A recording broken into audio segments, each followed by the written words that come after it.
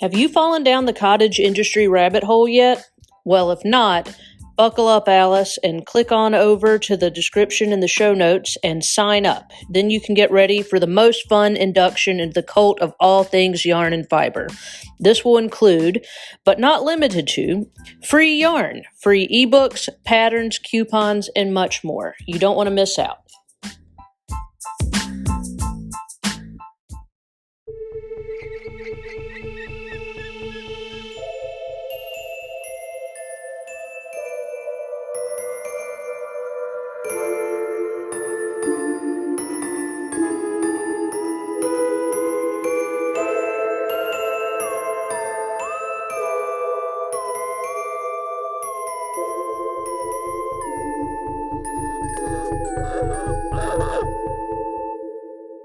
You are listening to Crime, Coffee, and Crafts, a podcast featuring two crafty besties who love true crime and a good cup of joe.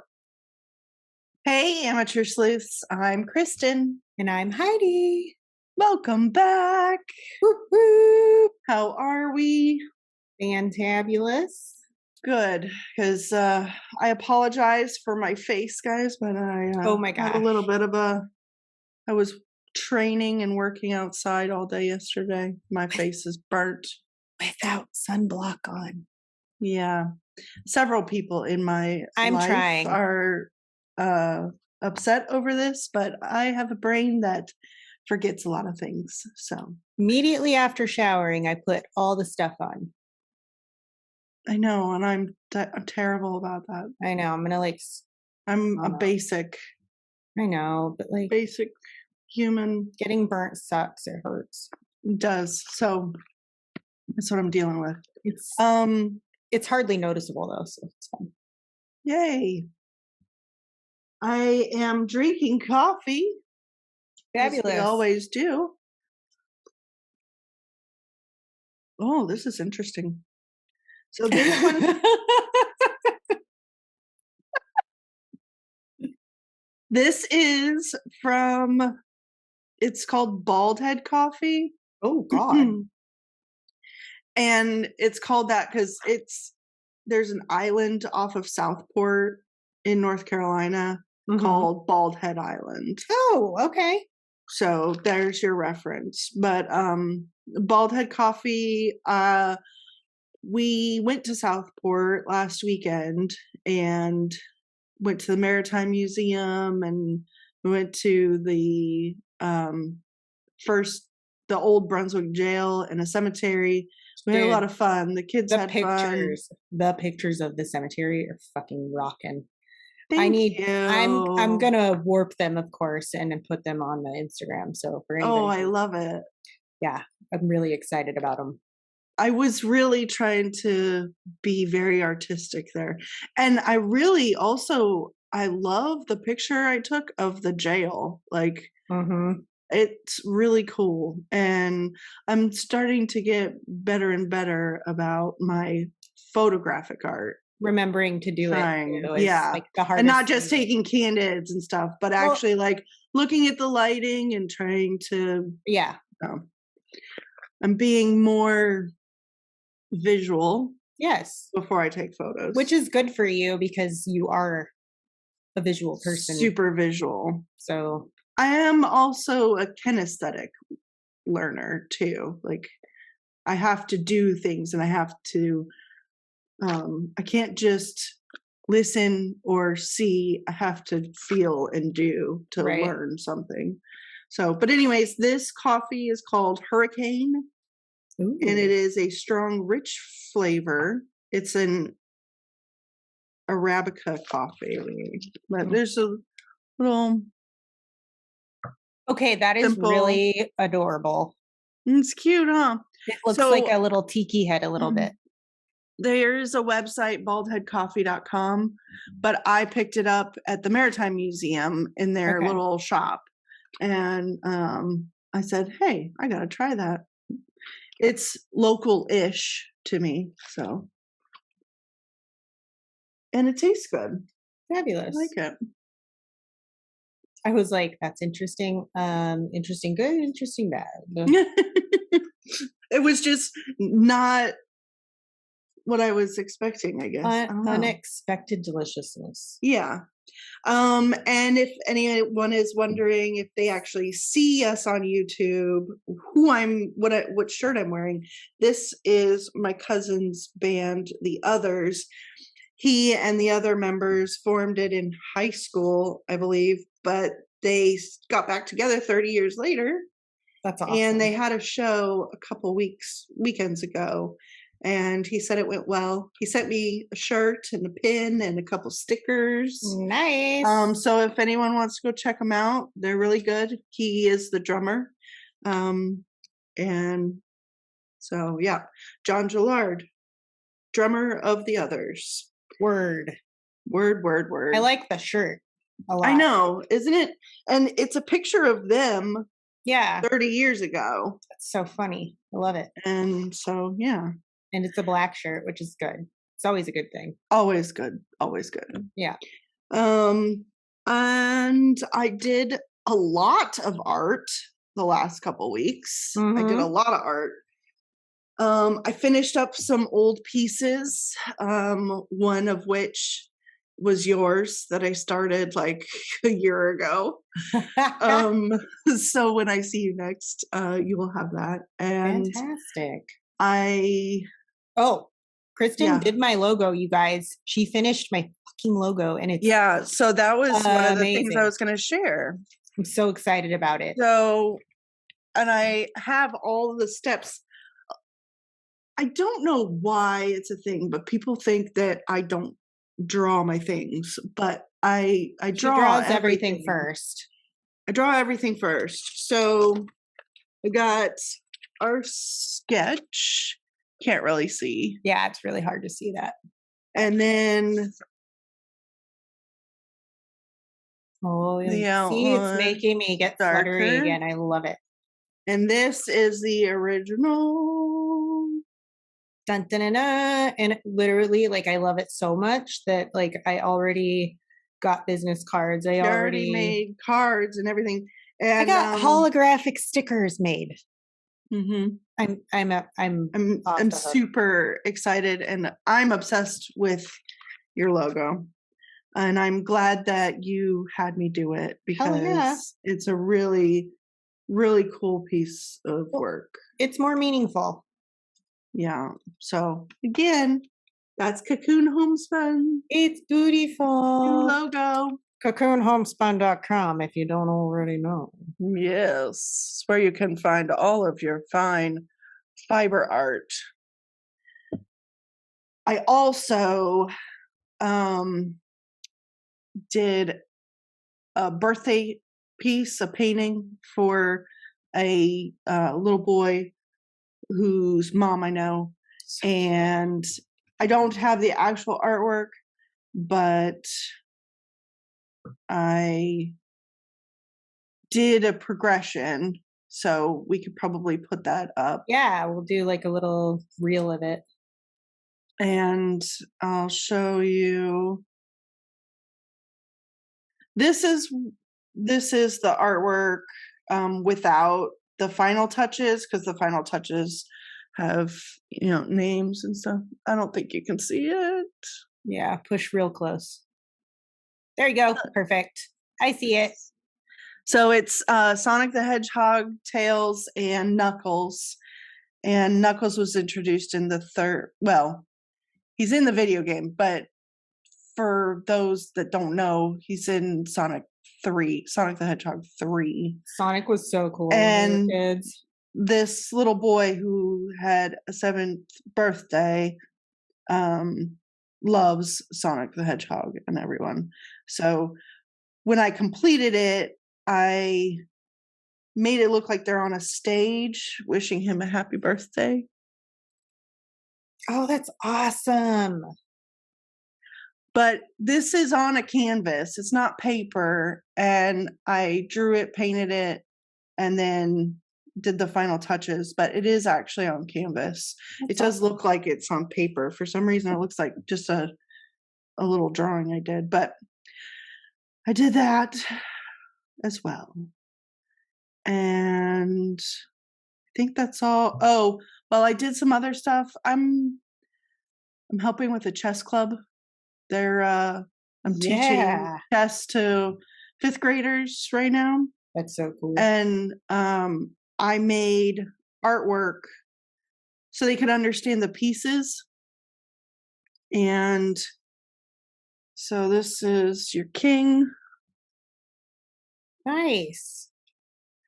And it's they're on cardstock, and I laminated them so they can be reused by the group over and over and over again. But I did a king, queen, knight, rook, bishop, and pawn. Nice. So when I said I did a lot of artwork, I did a lot of artwork. Yeah. Like here's the knight. Your girl's on a roll. That's super cool. And I love it because the kids were like, "You did that?" I was like, "Yeah." They go, "How did you do the highlighting in there?" So I've been having a good time with all the art. Your brain is on fire. I have medicine. It's working. It is. It has been a big help. Okay, but I haven't seen Kristen accomplish this much cool shit in a long time, and it's really exciting. So, And I just have to keep up the momentum. Like, yeah. I just have to, but work gets in the way. Yeah, but still, I've been working a lot of hours. I put in like 65 hours this week. That's too many. Yeah. Well, it was kind of forced on me. So, I mean, yeah. So, anyways, that's coffee, artwork, and a little music talk. Music talk is really important. Yeah, music is important, period. But I thought I'd do a little trivia for you. Yes. You want some questions? I always forget, and I'm so excited every time, even though I'm like not great at it.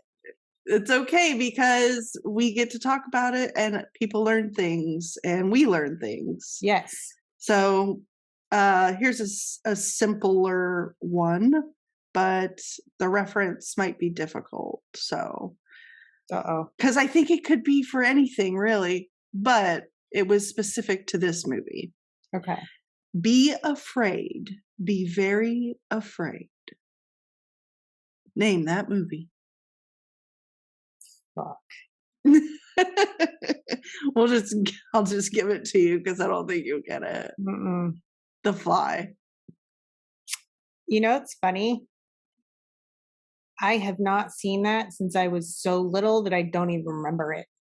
Well, did you there was a black and white, the original, and then they remade it in the 80s with Jeff Goldblum. But Vincent Price, who is my absolute favorite, was in the end of The Fly, the black and white one. Hell yeah. Okay, here's an easy one. Leatherface was a character. Says me. Everybody knows Leatherface. Leatherface was a character in what horror film? Texas Chainsaw Massacre. Good job. But also, you have notes of it when you get to the Rob Zombie movies. Oh, yeah. House of a Thousand Corpses. Holy shit. The Devil's Rejects. Holy shit. Ooh, those are rough. Fun fact about those. In my family, those are our Christmas movies. Hi, Mom. Yeah.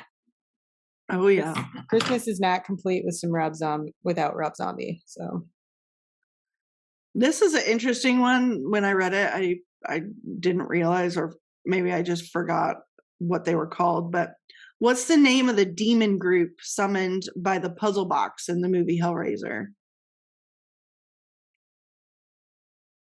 I don't know. It's a hard one. I know. I didn't pick up on it, and I'm gonna have to rewatch them all.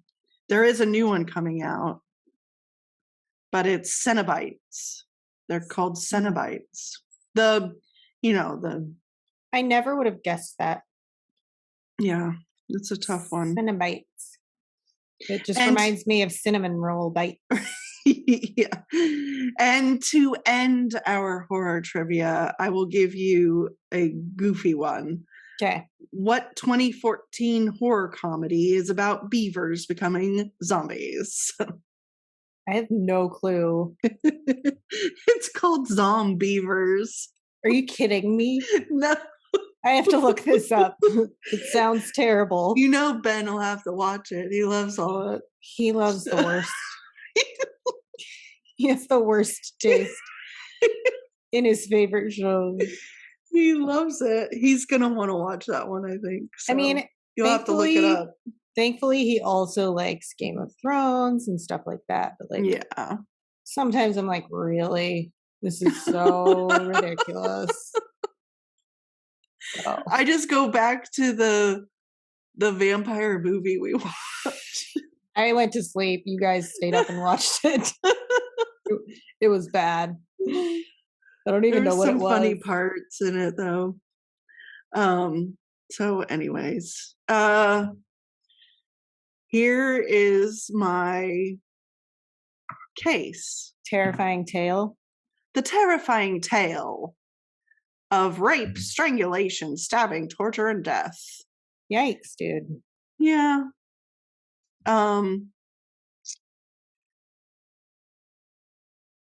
This guy was quite a dude. So hold on to your butts. I'm on it. Here we are, a terrifying tale of sadness. In September 1993, a 15-year-old girl had gone missing. Months later, her decomposed body was found in a cornfield in Indiana. The girl was identified as Jessica Roach, and she had been abducted from her Illinois home. So, Illinois, found in Indiana. Her body had been raped, strangled, and dumped in a cornfield. Not buried, just dumped out there. dumped, just dropped. Okay. It took law enforcement almost a year to come up with a suspect. A long ass time. There were no leads. The only way investigators got a lead was because a tip came in about multiple other girls telling their parents about a man driving a Dodge van around and creeping them out and asking them questions, and the girls being terrified. But one of the girls got a vehicle license plate number. Okay. She paid Thank attention. goodness. Fuck yeah, girl. Yep. The license plate came back to a man named Larry Dwayne Hall. Chief investigator Gary Miller from the Vermilion County Sheriff's Office in Illinois said that the plate came back to Larry Hall, who we had never heard of before at that time. Oh boy. So he wasn't somebody that was in their radar. Yeah, they just- didn't even have an eye on the guy. He was a nobody. They didn't know who or what. That's scary. Now, because of what Gary Miller found, he had called the law enforcement offices in his area. But they had already questioned Larry Hall a time before, and he had said he had confessed to something and recanted it. And so it's this whole convoluted idea that he couldn't possibly be Right. a killer. They said that investigators then, this investigator went out to Indiana Mm-hmm. and they questioned Larry Hall about Jessica Roach. Larry then again spilled his guts and admitted to raping and strangling her and multiple other victims, Oh, including fuck. a girl named Trisha Reitler, who was Hold, please. Hey, Sorry about that, guys. Sorry about our pause.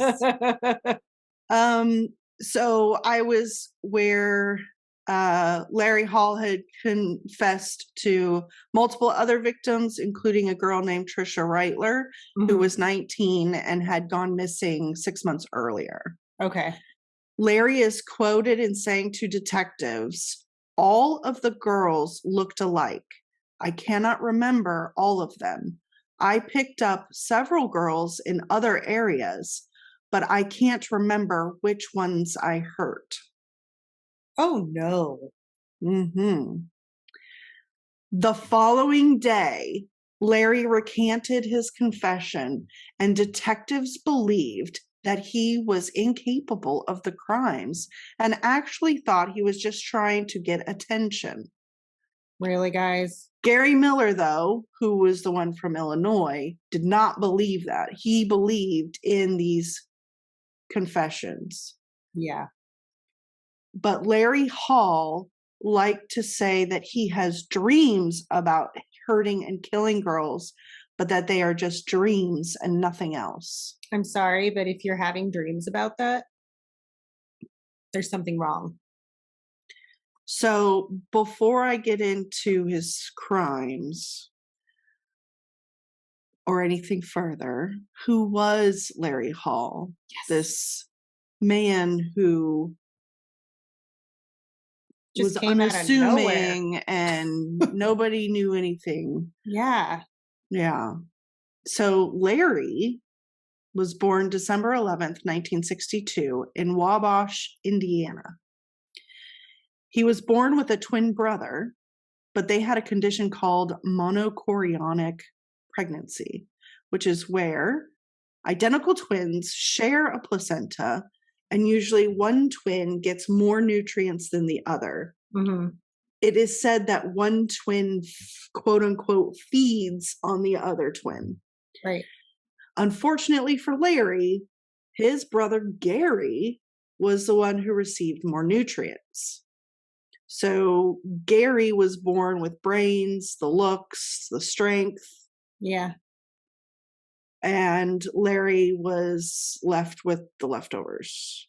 Which I've actually seen happen with twins. One of my old clients, and it's really interesting because there was a huge gap in weight between them, but that also meant that because the brain isn't getting what it needs, one that was much smaller has had so many delays Right.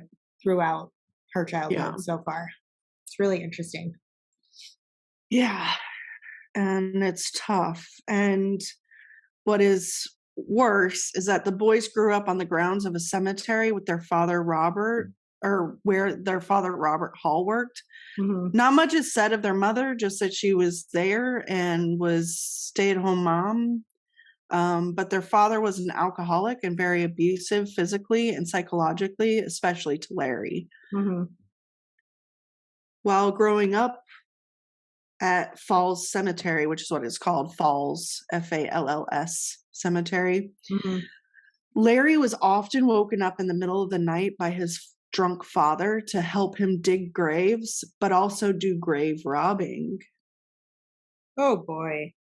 So he would make the boy at even like 8, 9, 10 years old dig up the graves and then go in there and collect the valuables. And the dad was like, well, they don't need them anymore. Yeah, and the kid just thinks, oh, this is totally normal. Yeah. And Gary didn't receive a lot of this because he was the more intelligent, more well-to-do kid. Right. So their father would mostly make Larry do the work because Larry was also a bedwetter and not very intelligent. So man, the dad took out a lot on him. Right. But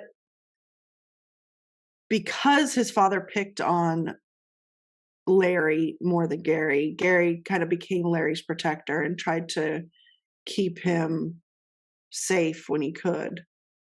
But along with the abuse at home, he also received a lot of bullying at school. And Gary had an IQ of less than 85 Oh, fuck. and was also socially awkward, which made him an easy target for cruel kids. Yeah. He just really had a tough start. He And got the real bad end of everything. yeah. And starting at the age of 10, Larry would commit several criminal acts like arson, vandalism, and petty thefts. So he was just doing stuff. And This poor kid. I feel I- bad, but like also it's like I don't feel bad because what he grew up to be. yeah, these criminal acts were committed for years until he started killing and raping girls and women. Larry was so shy and awkward, he had a really hard time communicating with girls and didn't understand them.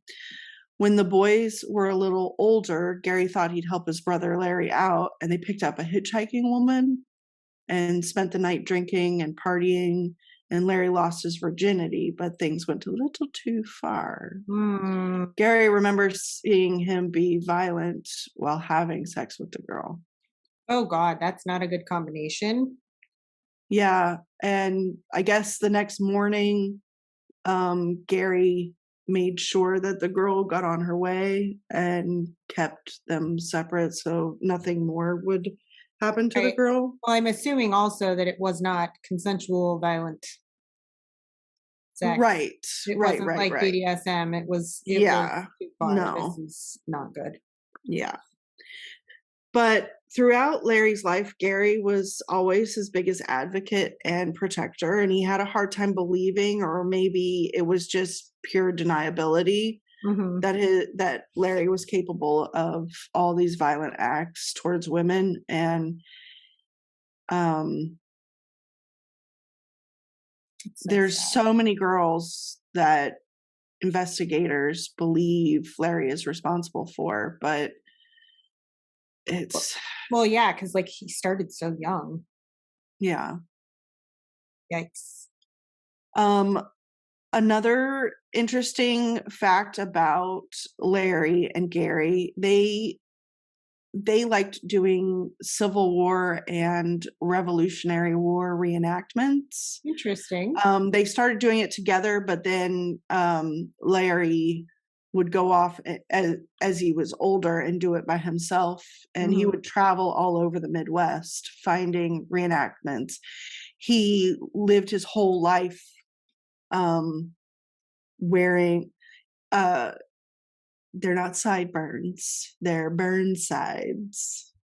Oh, Yes, he would get upset when people didn't understand that he didn't have sideburns, and they were not mutton chops, they're called burn sides. So he would have the big things okay. like Civil War.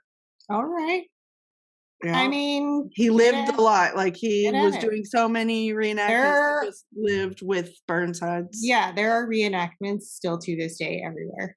Oh yeah, we have a bunch of them here in It's- North Carolina. It's fucking wild. Yeah. So, they participated in those a lot, and but his brother Gary, you know, lived kind of a normal life, had a wife, had some kids, but still worked at the cemetery and helped out there. But his brother Larry would continue to do these reenactments and travel. Right. Larry got to where, because of the reenactments, it's how investigators tracked him down Right. and tracked the van along with the creeped out girl tips. Okay. So they were able to, the investigator Miller, Right. he compiled all these tips and realized there was reenactments near all of these Yep. homes where these girls were missing from. Oh my God. Yeah, so this guy's literally, he's crossing state lines. Hmm. Oh, lightning. Or was that a light flicker? Uh-oh. Ah! We'll know in a second if it actually kabooms. Let's hope that Yeah, doesn't that's so happen. scary. I mean, it'll just make the tale more spooky. It's fine. Yes, sure. So because it was so hard to gather any kind of evidence towards any of this, it wasn't until 1995 that they were able to get Larry, or they were able to charge him and Okay. go to trial. And he only went for the kidnapping of Jessica Roach. Interesting. The judge sentenced him to life behind bars without the possibility of parole, which Mhm. is the mandatory federal sentence when Well, a yeah. kidnapping results in death. Right. So the kidnapping resulted in death, but they did not charge him with the murder, That's interesting. Also, crossing state lines. which is why it became federal. Right. I mean, I'm glad he got a big sentence, but like he should be charged with murder Well, I and agree. and rape. Like this is fucking nuts. This is huge. This is a huge, huge problem. Yeah. And Larry was not charged with the murder in the case because authorities could not determine if the victim was killed in Indiana or Illinois.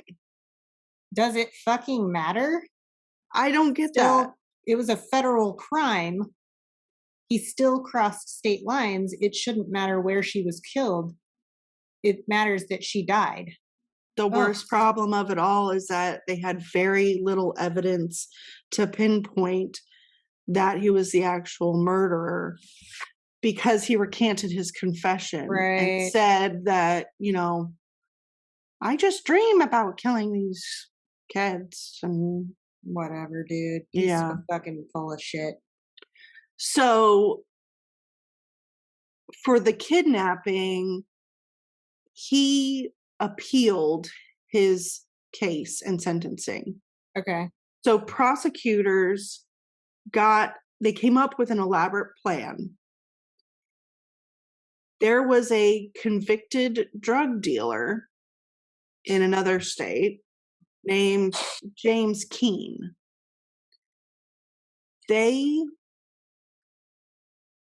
Because he was so good at talking to all groups of people and they observed him in his own prison. They Right. observed how he talked with people and how he was able to get in with all the groups and make friends. Oh.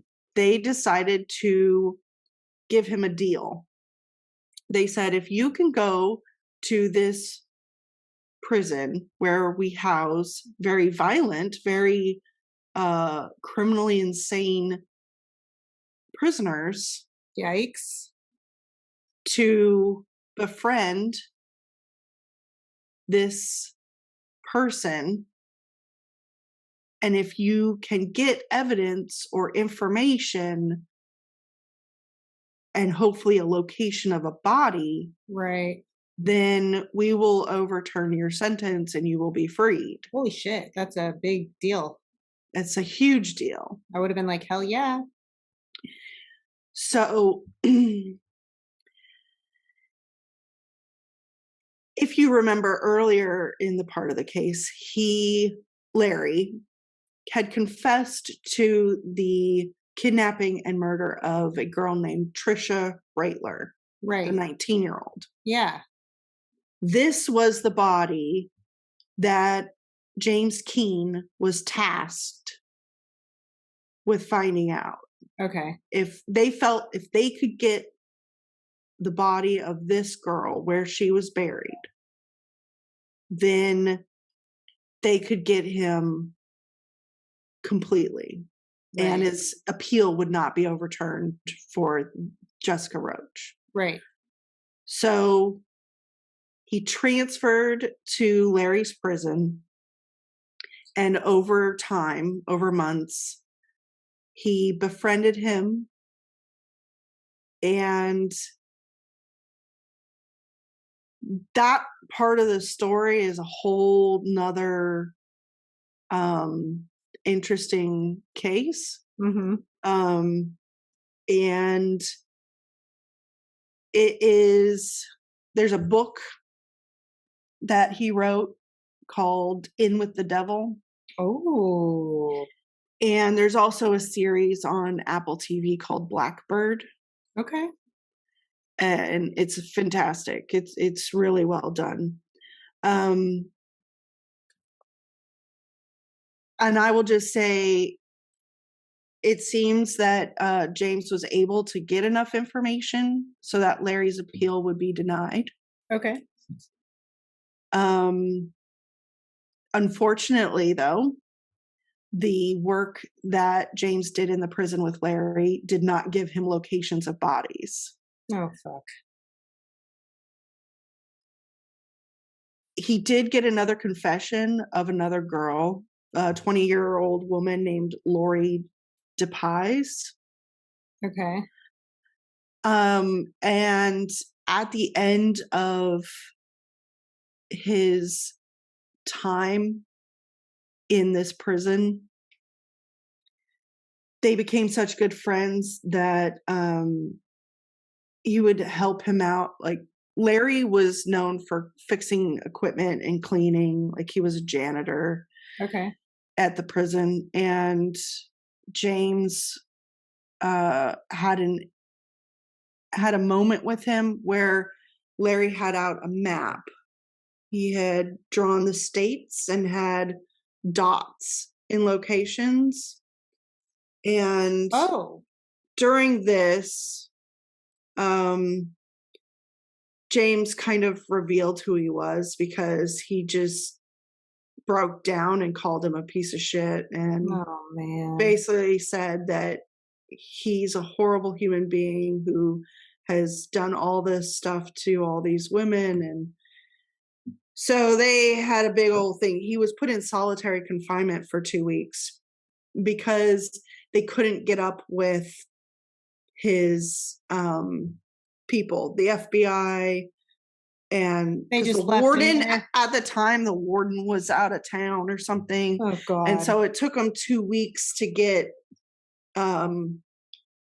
picked up and brought out of that. And this whole time he was trying to remember that map in his head. But fucking idiots. Like, somebody should have fucking been there, like, just in case. Every day. yeah. And I don't know what happened, but he got that's a terrible time. Like, you're not one of those, like, yeah, you're in there for drug dealing and stuff, but But you're not a violent you're not a person like that. violent person. You're not a horrible human, and spending 2 weeks in the dark. That's literally how sadly our government just works that way. Yeah. So through the help of James, Hall remains behind bars serving life sentence without possibility of parole. Okay. So law enforcement also believes that he's responsible for over 40 murders of missing girls and women throughout the Midwest.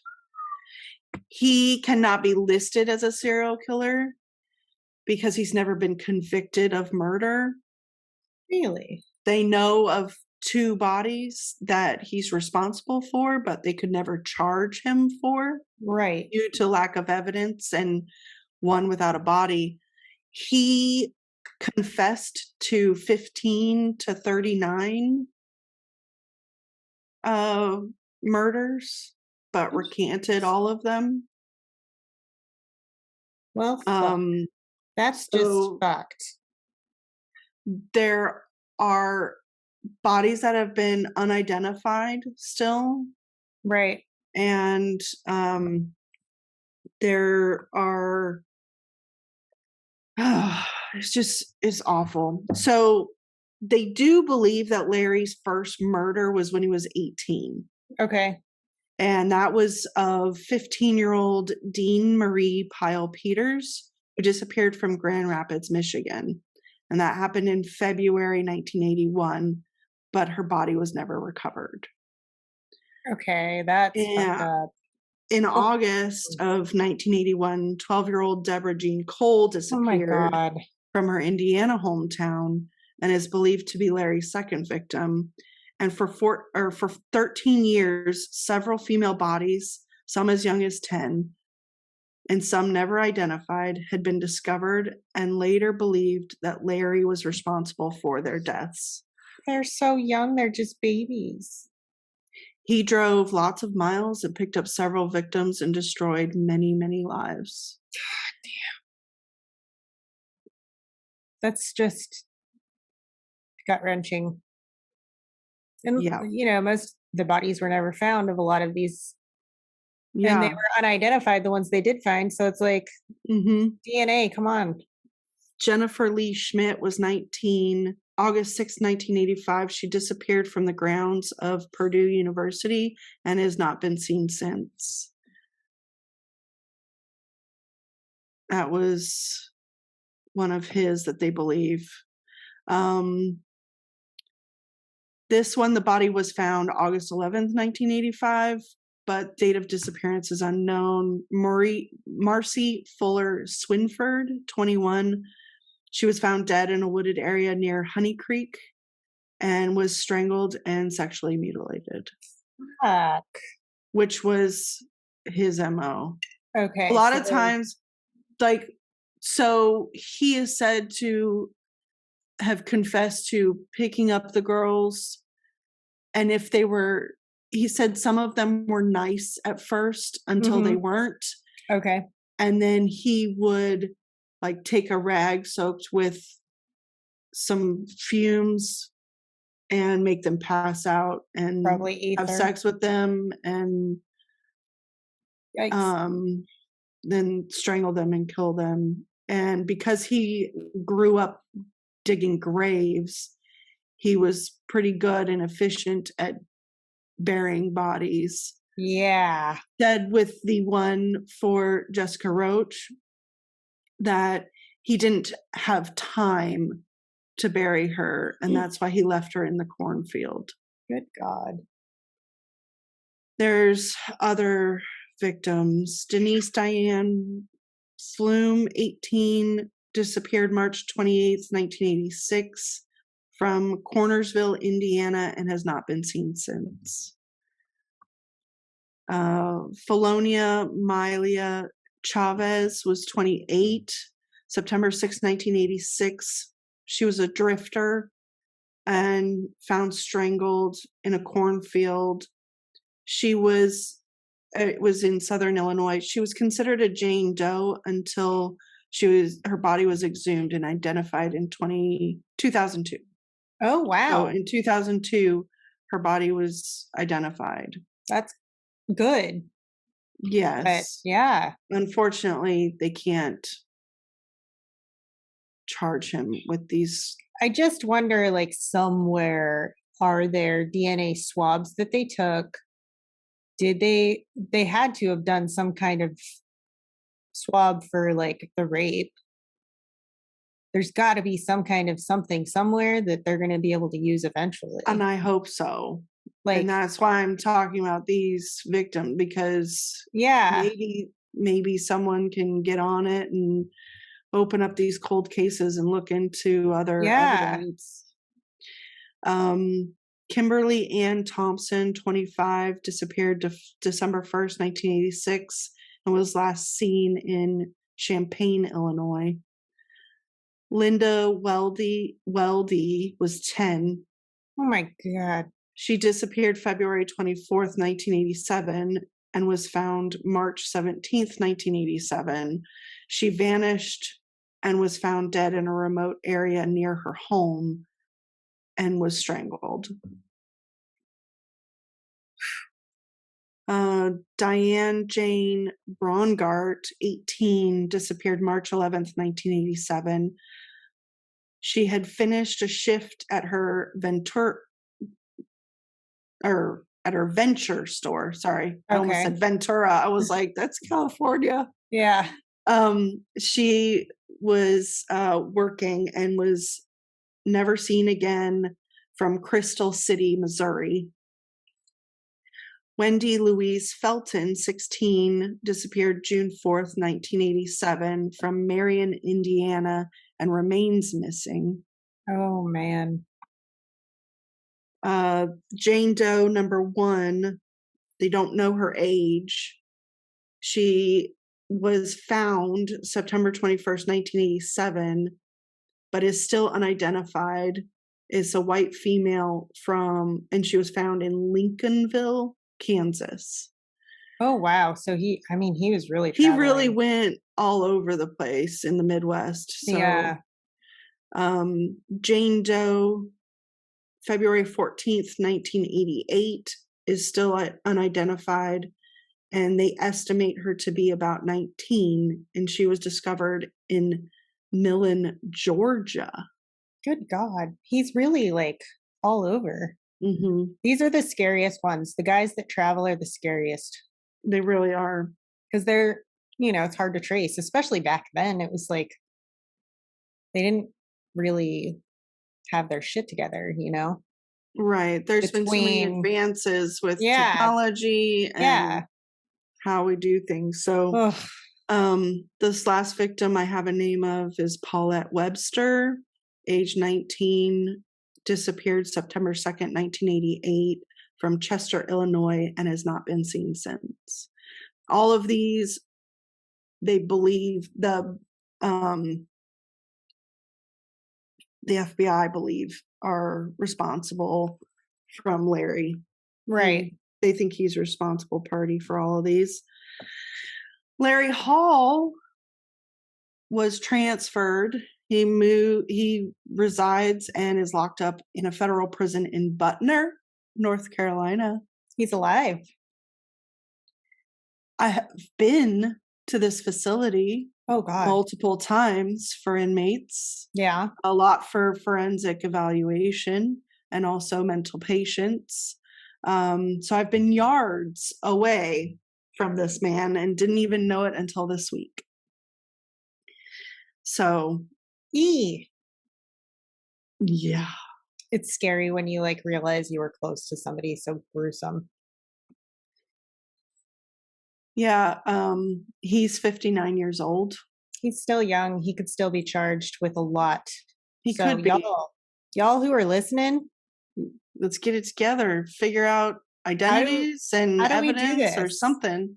talk to DNA Doe. If anybody has an in with them, let's try to get the word out there on these. Yeah. They're interested in maybe, they've helped solve so many Mm-hmm. cases recently, especially. There have been so many. Because this man is responsible for destroying these young women's lives, Their families' cutting it lives short. are Just just the victims' families yeah. have no closure. No. They can't even, give any, they don't have any peace. There's no peace. These people have been just stripped of their lives, and for no reason other than Larry thought they were mean. Right. And if you recognize a time period, area where a body was found, and you know of somebody who went missing around that time, because it seems like, there was not a huge amount of time between them going missing when they were found. You know what I mean? Right. Like, maybe somebody does know of someone that could be a match to one of these Jane Does too. Yeah. Gosh. So, and I will say, due to the help that James Keene gave, he was freed from his 10-year sentence and now lives life helping law enforcement with Good. various things. So, and he wrote a book, like I said in the beginning, and helped tell his story for this Apple TV show, which if you can watch it, check it out. That's really done well. fascinating. And when somebody turns their life around like that. I think it's so cool. Yeah. And Ray Liotta, sweet, wonderful Ray Liotta. It was his last role. He played James Keene's dad in this show. Makes my heart heavy. Yep. Heavier than it already was. Oof. Yeah. Gush, gush, gush, gush, gush. Okay. Anyways, yeah, gross dude, and I just feel awful for these females. Yeah, and really, if you do have like a missing family member that just like went missing back during this time period, maybe there is a chance. There is a chance that one of these Jane Does could be your missing family member. So don't be afraid to reach out to law enforcement, and it's in the hands of the FBI. So you would contact your local FBI office and Yep. see how to get patched through to the correct facility, I would assume. Yep.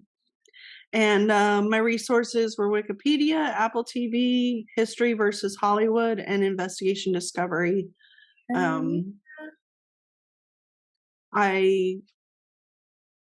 I had never heard of this man before. It's Never knew anything mind-blowing. about it. I had never heard of my last case.